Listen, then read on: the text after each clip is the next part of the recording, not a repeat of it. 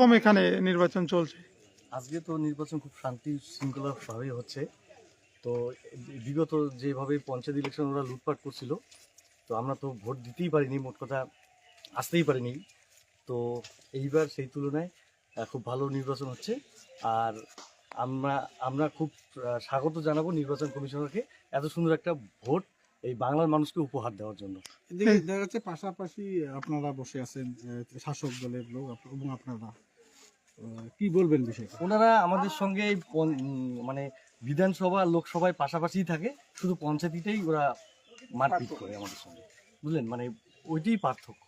তাছাড়া বিধানসভায় ওরা জানেই যে আমরা তো হারি, আমাদের বুথে তো আমরা 600+, ওরা 300, মোটামুটি 600-300 এরকম তফাৎ আমরা।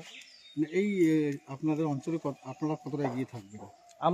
আমরা এর আগে প্রথম দ্বিতীয় স্থান, প্রথম ছিল জটামারি, দ্বিতীয় আমরা 145 নম্বর বুথ।